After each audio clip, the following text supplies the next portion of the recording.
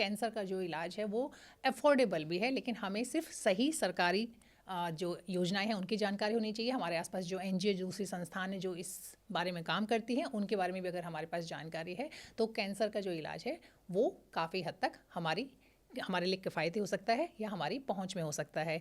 इन्हीं तमाम मुद्दों पर बात करेंगे डॉक्टर कुमार ऋषिकेश, जो कि सीनियर ऑन्कोलॉजिस्ट हैं अपोलो हॉस्पिटल दिल्ली में। वो हमें बताएंगे कि कैसे हम कैंसर से बच सकते हैं, साथ ही साथ कैंसर को किस तरीके से अफोर्डेबल किया जा सकता है। आप हमारे दर्शकों को कुछ ऐसी चीज़ें बताएं, कुछ ऐसे तरीके बताएं जिससे कि कैंसर का इलाज अफोर्डेबल हो सके। प्राइवेट सेक्टर अभी भी इंडिया में बिजनेस के लिए है और कोर बिजनेस के लिए, मतलब उसे चाहिए कि मैं अगर इतना इन्वेस्ट कर रहा हूँ तो मुझे इतने साल में इतना % के रेट से प्रॉफिट होनी चाहिए। बाकी उसका मैनेजमेंट किस तरह से इलाज कर रहा है या कैसे हैंडल कर रहा है डॉक्टर को, पेशेंट को, वो उसकी प्राथमिकता नहीं है। हाँ, लेकिन उसका अल्टीमेट यही है कि मुझे पैसा अगर आ रहा है तो ठीक है सब कुछ। जैसे फ़र्क कीजिए, इम्यूनोथेरेपी एक ड्रग है कीट्रूटा, 2,20,000 रुपये का एक वायल है, एक डोज की कीमत 4,40,000। और अगर 17 साइकिल लिए तो 75,000 के लगभग इसका कॉस्ट आ जाएगा। तो आप 72 से 75,000 रुपया विदेश को दे देते हैं एक पेशेंट के लिए एक साल में, लाख रुपया, 75 लाख रुपया। तो एक बड़ा अमाउंट है। और अगर यही ड्रग हमारे इंडिया में बनता, डेवलप होता, अगर हमारा लेवल ऐसा होता तो हमारा एक कॉस्ट हो सकता है कुछ। अब ये इसी को पेटेंट ख़त्म होने दें, देखें यही कॉस्ट घट के जब इंडिया में जेनरिक्स बन जाएगी, ये 2,000 में मिलेगी। तो हम बहुत बड़ा चीज़ दे पाते हैं। तो हमारे लिए समस्या है कि हमारे पास मॉलिक्यूल अपना है नहीं, सब या तो पेटेंट के बाहर है तब हम कॉपी कर रहे हैं, और वो अब पुरानी मेडिसिन हो चुकी। क्यों पुरानी हो चुकी? इसका मतलब ये नहीं कि वो काम नहीं कर रहा है, क्योंकि उससे अच्छा रिजल्ट देने वाला मॉलिक्यूल आ गया। तो आपको हर समय जो लेटेस्ट मॉडल है, लेटेस्ट ट्रीटमेंट है, वो चाहिए, क्योंकि वही बेस्ट रिजल्ट दे रहा है। कई बार उसमें कमी है, ऐसा नहीं कि हर बार लेटेस्ट जो होता है वो बहुत अच्छा रिजल्ट दे ही रहा होता, तो वहाँ भी नहीं फंसना चाहिए। बट जो कैंसर का इलाज है उसका महंगा होने का मुख्य कारण यही है कि मॉलिक्यूल हमारे कंट्री में नहीं बन रहा है। उसके अलावा जो गवर्नमेंट की स्कीम्स हैं, जैसे आयुष्मान हो या इस तरह की जो भी चीज़ें हैं, वो काफ़ी लोगों तक पहुंच रही है, इलाज सस्ता हुआ है। उसमें मैं ज़रूर जिक्र करूंगा कि जन औषधि करके जो भारत सरकार की दवाई मिल रही है, वहाँ भी एंटी कैंसर मेडिसिन कुछ कुछ मिल रहे हैं। सारे मॉलिक्यूल्स नहीं हैं, लेकिन उन्होंने बढ़ाया है अपना प्रोडक्शन। तो जन औषधि की मेडिसिन को भी नज़रअंदाज ना करें, क्योंकि उसका कॉस्ट आई थिंक 1/10 1/20 ऐसा आता है। मैंने 100 की जगह वो 5-10 रुपये में मिल रहा है। तो उसे ख़राब नहीं समझिए कि सस्ता है इसलिए वो ख़राब है, और उसको आप ज़रूर लगाइए अगर आप पास रीच है, वो मिल पा रही है। ऑफकोर्स कॉर्पोरेट हॉस्पिटल प्रॉफिट के लिए बैठी हुई है, तो कॉर्पोरेट हॉस्पिटल जन औषधि की दवाई नहीं लगाना चाहेगी, ये बहुत महत्वपूर्ण है। आप कॉस्ट और कैसे रिड्यूस कर सकते हैं? नहीं, यहाँ पर एक सवाल मेरे मन में है। आपने आयुष्मान का जिक्र किया, तो आयुष्मान के बारे में आप थोड़ा सा बताइए, क्योंकि ये कहाँ पर किस लेवल तक इस्तेमाल हो सकती है कैंसर में, इसका कितना इस्तेमाल किया जाता है? क्योंकि कुछ कुछ चीज़ें हम लोग कभी कभी देखते हैं सोशल मीडिया पे, जहाँ लोग कह रहे हैं, बता रहे हैं अपनी प्लाइट, अपनी तकलीफ शेयर कर रहे हैं कि हमने दिया और हमारा कार्ड इस्तेमाल नहीं हुआ। प्राइवेट तो प्राइवेट, सरकारी में भी नहीं हुआ, कुछ कुछ इस तरह की चीज़ें भी बीच में आई। अब उनका ऑथेंटिसिटी तो मुझे भी नहीं पता है कि वो कितना सही था कितना, क्योंकि मैंने तो सिर्फ देखा उसको। तो आपके पास भी कुछ केसेस आते होंगे ऑफकोर्स आयुष्मान। ऐसा है कि मैं इसलिए इससे कम परिचित हूँ क्योंकि दिल्ली में तो अब तक था नहीं आयुष्मान। अब शायद सरकार बदली है तो यहाँ लागू होगी, तब हमें देखने को मिलेगी। लेकिन हम जो नोएडा वाले एरिया में जब हम कुछ पेशेंट्स को देखते हैं तो वहाँ पर आयुष्मान कुछ हॉस्पिटल एक्सेप्ट करते हैं, कुछ नहीं, बट मोर ज़्यादा हॉस्पिटल ले रहे हैं, मैं कहूँगा। आयुष्मान एक इंश्योरेंस व्यवस्था है जिसमें आपको पेमेंट हो जाती है। मुझे नहीं लगता है कि ये अभी तक उस लेवल पर पहुंच पाया है। उसका तो खुद का ही अमाउंट हाँ, बहुत कम है, 5 लाख रुपए आई थिंक लिमिट तो है उसकी। उस तो लेवल तक पहुंच पाया है जहां कि ये सब कुछ आपको मुहैया करा पाए, जी। और टाइमली फैशन में पेमेंट हो जाना हॉस्पिटल, क्योंकि हॉस्पिटल तभी कतराती है जब उसे टाइमली पेमेंट नहीं मिलता है। अगर वो भी अमाउंट जो सरकार ने तय किए हैं, क्योंकि वो CGHS के अराउंड रेट है, तो CGHS के पेशेंट्स को जब प्राइवेट हॉस्पिटल देख रही है तो मुझे नहीं लगता कि आयुष्मान को नहीं देखना चाहेगी, बशर्ते कि पेमेंट का जो सिस्टम है वो फ्लॉलेस हो, स्मूथ हो, जेन्युइन काम पे तुरंत पेमेंट हो, टाइमली हो। हॉस्पिटल को ये ना लगे कि मेरा पैसा फंसा हुआ सरकार के पास, वो दे नहीं रही है। जी। और इस तरफ से जो क्राइटेरियाज हों, थोड़ा उसको रेस्ट्रिक्शंस हो, उस पर ओवरसाइट हो, लेकिन साथ में उसको ऑब्स्ट्रक्टिव पॉलिसी नहीं बने, मतलब ऐसा हो कि हाँ लोग उसको आराम से यूज़ कर सके। जी मुझे लगता है कि तो बेहतर यूज़ हो पाएगा। जी, एक चीज़ तो आपने बताई कि ईडब्ल्यूएस या फिर आयुष्मान, तो इसको हम मानते हैं कि रिलेटिवली थोड़ा सा लोअर स्ट्रेटा या लोअर इनकम वाले लोग जो हैं उनकी हम बात कर रहे हैं। अब मैं एक आम मिडिल क्लास टाइप बंदे की बात कर रही हूँ जो कि मीडियोकर लाइफ है, तो वो भी क्योंकि कैंसर का ट्रीटमेंट, अच्छा ये बताइए कि कैंसर का एक एवरेज ट्रीटमेंट, बिल्कुल एवरेज की मैं बात कर रही हूँ, आई नो कि इट्स वेरी वीक, लेकिन फिर भी आप मुझे अगर एक रफ आइडिया दे पाएँ कि इतने तक पैसा आपका लग जाता है एक बार ट्रीटमेंट होता है तो? हाँ, मोटा मोटी एक सिंपलेस्ट केस अगर मैं बोलूँगा, दो ले लीजिए example, head neck cancer and breast cancer. अगर हेड नेक कैंसर में, मतलब मुंह के कैंसर में सर्जरी हुई, कीमो रेडिएशन दोनों तीनों चीज़ लगी, तो ये मोटा मोटी 70% केसेस में, तो जो मैं स्टेज 3 तक की बात कर रहा हूँ, जी 4 को छोड़ दीजिए, तो सर्जरी कीमो और रेडिएशन तीनों तो लगते हैं। कुछ में सिर्फ सर्जरी से काम होता है जो अर्ली केसेस है। तो अगर ये तीनों लगा तो लगभग 10 लाख, 9 से 10 लाख खर्च जनरल वार्ड में प्राइवेट हॉस्पिटल में हो जाते हैं, जो क्लास सपोजिटली ए क्लास कॉरपोरेट हॉस्पिटल ग्रुप है उसमें। अब उससे थोड़ा नीचे जाएंगे तो वही खर्च 6-7 लाख में काम हो जाएगा। उससे डिपेंड करता है कि आप कौन सा हॉस्पिटल चूज़ करते हैं, किस टाइप का बेड सेलेक्ट करते हैं, क्योंकि जैसे आपने बेड की कैटेगरी बदली, आप जनरल वार्ड से अगर सेमी प्राइवेट में गए, डॉक्टर वही होंगे, नर्सेज भी वही होंगी, वॉशरूम हो सकता है आपको शेयर करना पड़े जनरल वार्ड में, बट आपका खर्च 1.5 गुना से 2 गुना हो जाएगा। तो ये बात महत्वपूर्ण है कि आप ये समझें कि कौन से टाइप के वार्ड में आप एडमिट हो रहे हैं, क्योंकि वही सब कुछ, वही ब्लड टेस्ट, वही सर्जरी, वही डॉक्टर, वही नर्सिंग केयर सब महंगा हो जाता है अगर आपका रूम अपर कैटेगरी में जाता है। तो डॉक्टर साहब, हम लोग बात कर रहे थे कि कैंसर के ट्रीटमेंट को कैसे ज़्यादा से ज़्यादा अफोर्डेबल बनाया जा सकता है। तो आपने आयुष्मान के बारे में बात की, योजना के बारे में बात की, फिर आपने ईडब्ल्यूएस की हम लोगों ने उस पर भी चर्चा की, लेकिन मैं चाहती हूँ कि एक आम आदमी के लिए कौन कौन से तरीके हो सकते हैं जो कि आप उन्हें सलाह देंगे कि वो अपने कैंसर का ट्रीटमेंट सस्ता कर सकते हैं, अफोर्डेबल कर सकते हैं? ज़रूर। सबसे पहली बात यह है कि पेशेंट को और उसकी फैमिली को, आप जहाँ भी इलाज करवाना चाहते हैं जिस हॉस्पिटल में, तो मुख्य तौर पर आपको आइडिया होता है कि हाँ ये मेरे कैपेसिटी में होगा या नहीं होगा। तो आप किसी डॉक्टर से मिलते हैं, फिर उनसे सलाह लेते हैं कि इसमें क्या इलाज है। कैंसर का इलाज को समझना ये ज़रूरी है कि ये डॉक्टर की मर्जी नहीं है कि मैं इस पेशेंट में ये कर दूंगा। आप जो भी देखते हैं, चाहे कितने बड़े नामी डॉक्टर और कितने कम नामी डॉक्टर से मिलते हैं, डॉक्टर डिसाइड नहीं कर रहा होता है ये कौन इलाज होना है। डॉक्टर आपको स्टेजिंग डिसाइड कर देता है, डायग्नोसिस करता है, स्टेजिंग करता है। फिर अक्रॉस द वर्ल्ड मतलब पूरी दुनिया में गाइडलाइंस हैं। कैंसर एक ऐसा बीमारी है जहाँ पर मन मर्जी नहीं है, डॉक्टर्स अपने मर्जी से नहीं डिसाइड कर सकता है हकीका।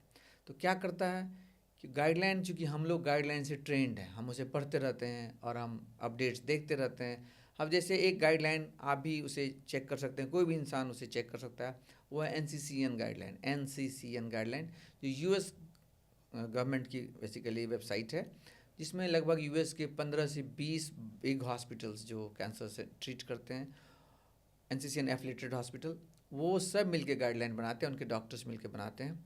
और ये एविडेंस बेस्ड होता है, मतलब लेटेस्ट ट्रायल, प्रूफ, इन सब के बेसिस पर वो गाइडलाइन बनती है और वो चेंज होते रहती है। जैसे कल तक दवाई थी A लगनी है, अब अगर किसी रिजल्ट ने दिखा दिया कि B लगनी है तो उसमें चेंज हो जाएगा थोड़े दिन में, 2 से 3 महीने में, कि अब B नंबर 1 पे आ गया, A जो है नंबर 2 पे।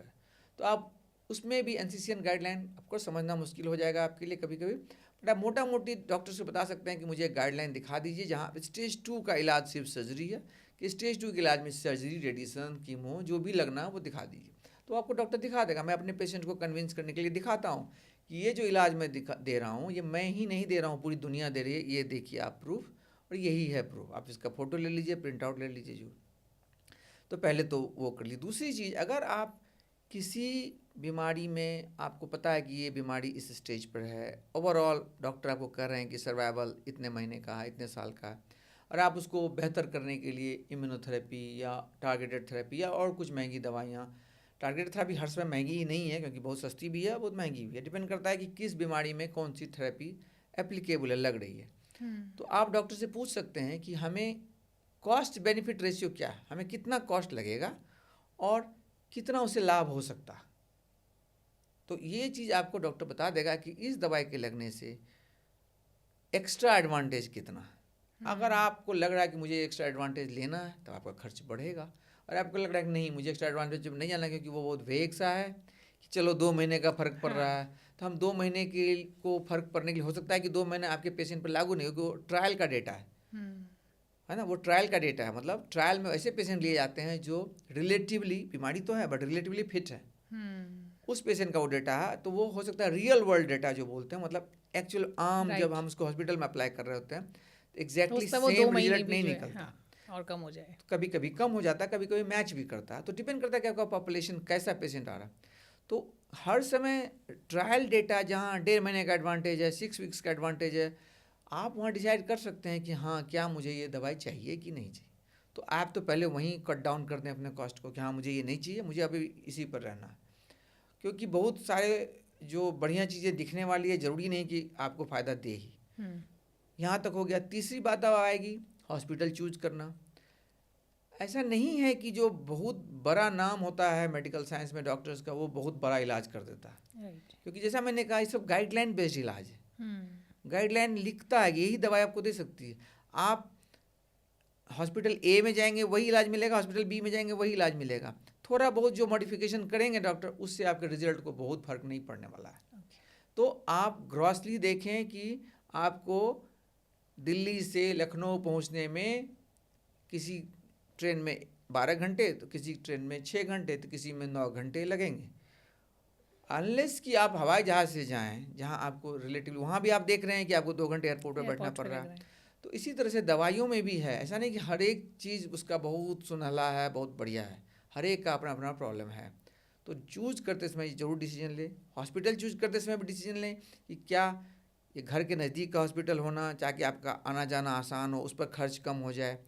और सबसे महत्वपूर्ण बात है कि अननेसेसरी बेड पर, कन्वीनियंस पर खर्चा भी नहीं होने दें। आपने स्वीट लिया, डिलक्स रूम लिया, सिंगल रूम लिया, जनरल वार्ड लिया, ट्विन शेयरिंग लिया, इलाज सब में एक ही होना है, सेम दवाई, वही सेम डॉक्टर, वही दवाई, वही नर्स। तो आप उसमें कन्वीनियंस के लिए खर्च करना आपके पास, अफोर्डेबिलिटी आप करें, बट वो ज़रूरी पार्ट नहीं है। आईसीयू स्टे एक बहुत इंपॉर्टेंट चीज़ आती है। होता क्या है कि private hospital, corporate hospitals sickness को उतना हैंडल नहीं करना चाहता है वार्ड में, क्योंकि उसमें मैन पावर लगता है, नर्सिंग चाहिए, सब कुछ चाहिए। फिर पेशेंट का भी एक्सपेक्टेशन काफ़ी ज़्यादा रहता है। कहने का मतलब है कि अगर हम प्राइवेट हॉस्पिटल आए हैं, खर्च कर रहे हैं, तो हमें तो 100% रिजल्ट ही चाहिए। अब ये चीज़ तो संभव नहीं होता है, क्योंकि अल्टीमेटली हम इंसान हैं। हम प्राइवेट में भर्ती हों, सरकारी में हों, बीमारी अगर है तो वो तो परेशानी देगी। तो ये नहीं है कि आप बिल्कुल एक्सेप्ट ही नहीं करें कि हम हर चीज़ में गलतियां खोजने से काम नहीं होगा कि किसकी गलती है, नर्स की गलती है, डॉक्टर की गलती है, उससे काम नहीं होगा।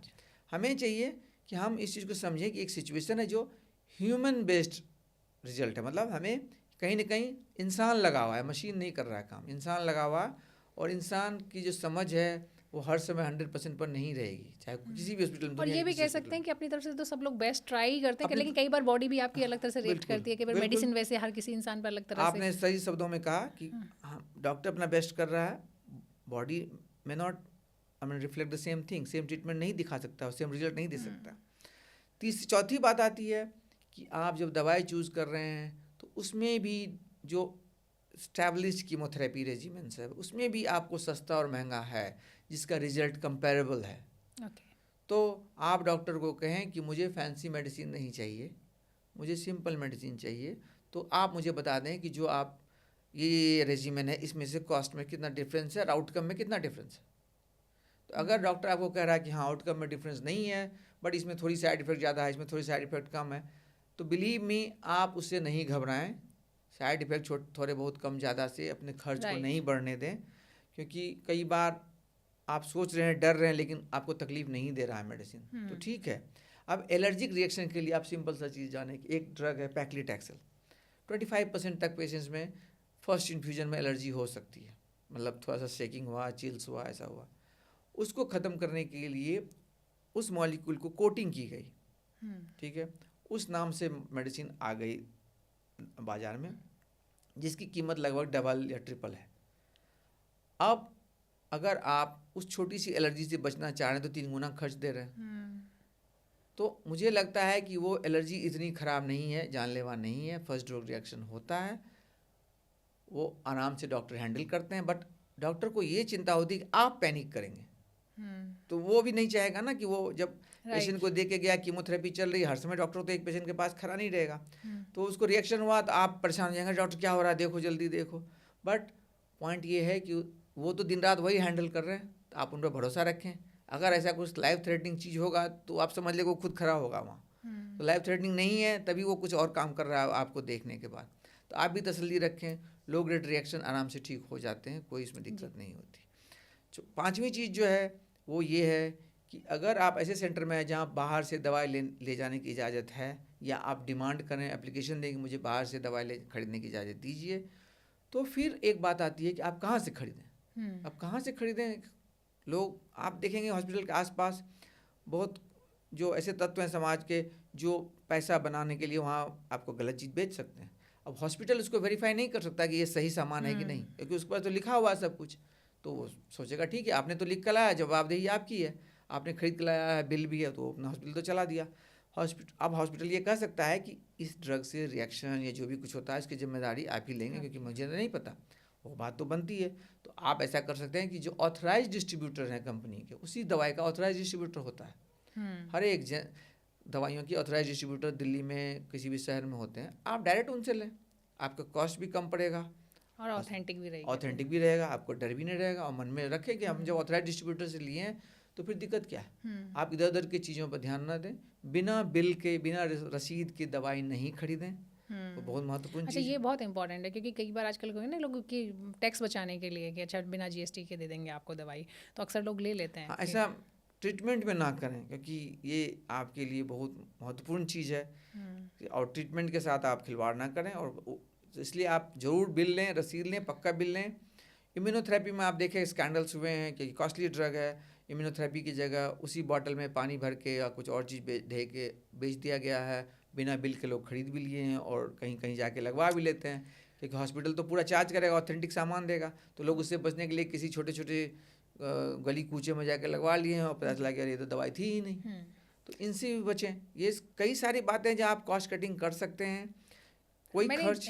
मैंने ये देखा है कि जैसे आपने बताया ना कि अभी आपके जो डिस्ट्रीब्यूटर हैं, मतलब जो ऑथराइज डिस्ट्रीब्यूटर हैं, इवन डॉक्टर्स खुद, आप अगर कोई पेशेंट कहता है तो आप रिकमेंड कर देते हैं कि हाँ ठीक है। अगर पूछते हैं कि हमें, जैसे मान लो मेरे हॉस्पिटल के जो ऑथराइज डिस्ट्रीब्यूटर्स हैं, अगर मुझे पेशेंट कहे है कि मैं फ्री पेशेंट हूँ या गवर्नमेंट पेशेंट हूँ जहाँ हमें बाहर से खरीदने की इजाज़त है, अगर हॉस्पिटल परमिट करता है, तो कई सारे जो डिस्ट्रीब्यूटर हैं वहाँ आप काफ़ी कम दाम में दवाई खरीद सकते हैं। एक और चीज़ आती है, आई थिंक वो आती है जेनरिक मेडिसिन ना, वो भी काफ़ी मतलब अगर मार्केट के हिसाब से देखें तो दूसरी दवाइयों से अगर हम लोग ब्रांडेड मेडिसिन से कंपेयर करें तो वो भी सस्ता। तो कैंसर की भी कुछ दवाइयाँ अवेलेबल हैं क्या जेनरिक में? ऐसा देखिए कि आप एक लाइन में ये समझिए कि भारत देश में प्रयोग में आने वाली 99.9% दवाइयाँ जेनरिक है।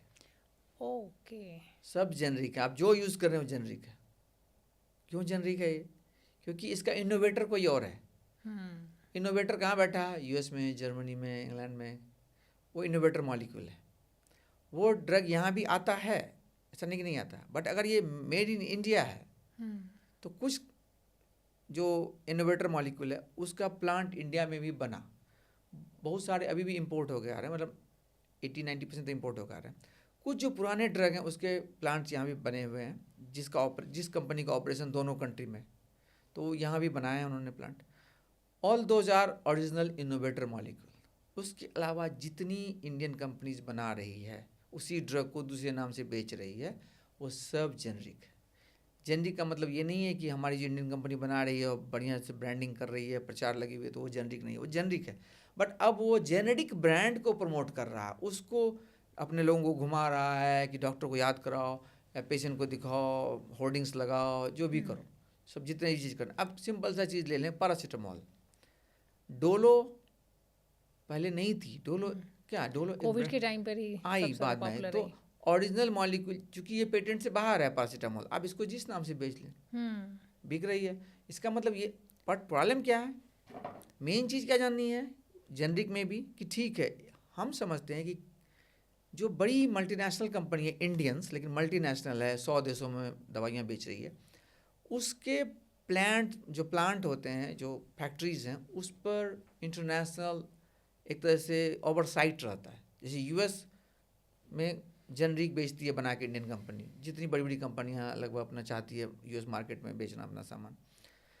अब उसके लिए उसको यूएस का जो एफडीए है उससे अप्रूवल चाहिए उसके प्लांट को कि हाँ आपके प्लांट जो दवाई बना रही है वो सही दवाई बना रही है। ये चीज़ करने के लिए उसका रिव्यू रिसर्च सब कुछ चल रहा होता है, लगातार चलता है।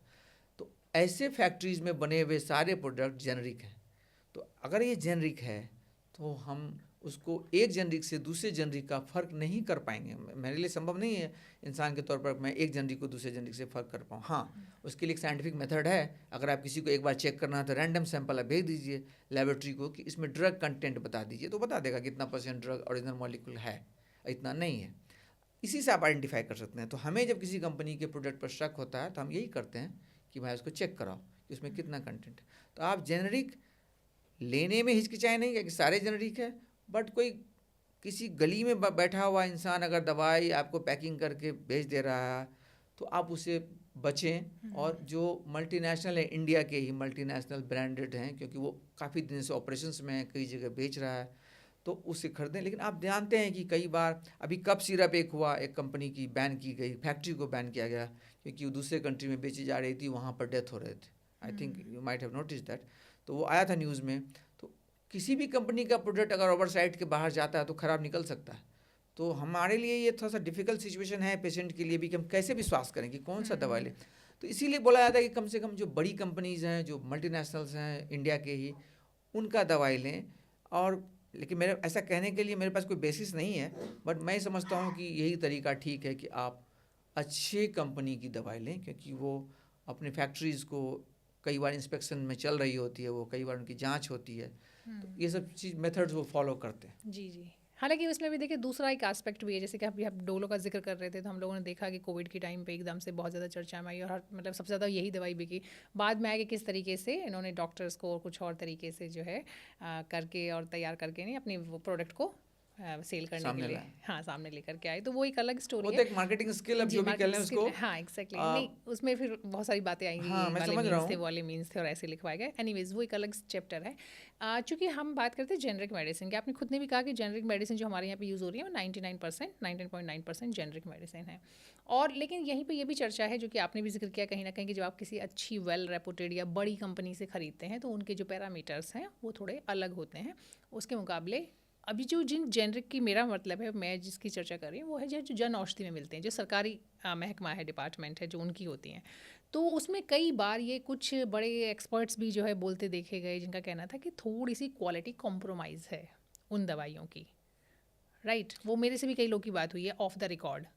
तो इस बारे में आपकी क्या ओपिनियन है? क्योंकि अगर पहली बात तो मेरा सवाल वही है कि कैंसर की मेडिसिन क्या जन औषधि औषधालय जो होता है, सेंटर है जो, उस पर अवेलेबल है?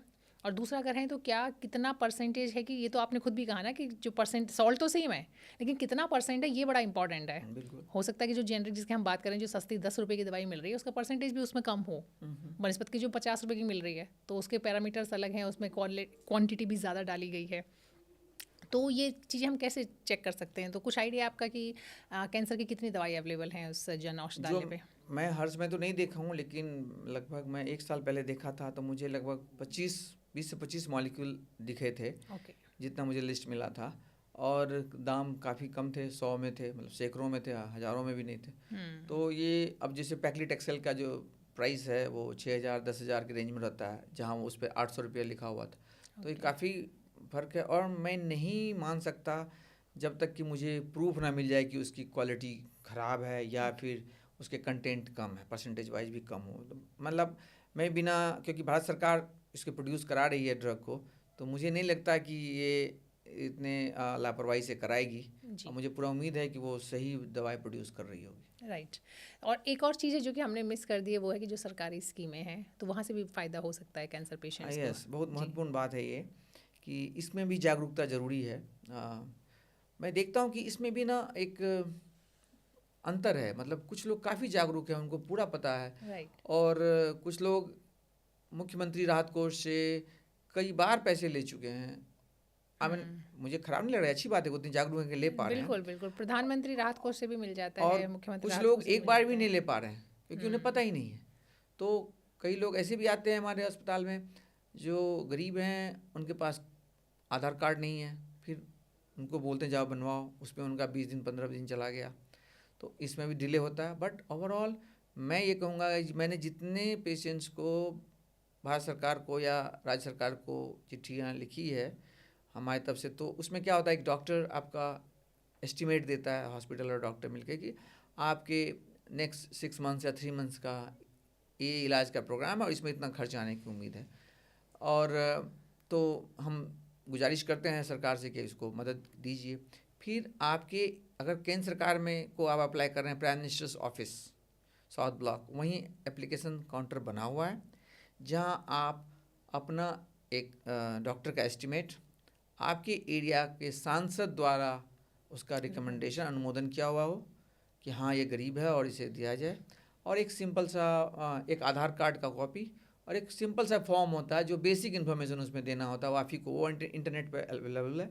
उसमें आप देते हैं कि आपका आधार नंबर क्या, आपका फ़ोन नंबर क्या, आपका पता क्या है। ये सब करके वहाँ जाके आपको किसी भी इंसान को कोई रिश्वत नहीं देनी है। वहाँ जाके आप काउंटर पर उसे ड्रॉप कर देते हैं। फिर लगभग 3 सप्ताह से 4 सप्ताह बाद आपको मैसेज आएगा कि आप, और एक चिट्ठी भी आएगी कि आपके लिए अमुक हॉस्पिटल को, जिस हॉस्पिटल में आप अपना इलाज करा रहे हैं, उनको इतना अमाउंट को जो है वो दे दिया गया है आपको। मतलब जो भी वर्ड आप यूज़ करें उसको संशय कर अनुमोदित कर दिया गया है। अब आप उसे इलाज शुरू करें या कंटिन्यू करें। हॉस्पिटल का काम होता है कि आपको एक कार्ड देती है हॉस्पिटल जिस पे आपका टोटल जमा लिखा होता है। आप उस पेपर को दिखा के ही वहाँ के फार्मेसी से दवाएं और बाकी चीज़ें जांच वाँच सब करवाते चलते हैं, उसमें से वो माइनस डिडक्शन होता जाता है। और बीच बीच में हॉस्पिटल का काम है कि आपके द्वारा हुए खर्च को सरकार को वो जानकारी देते रहती है कि इतना खर्च हुआ है।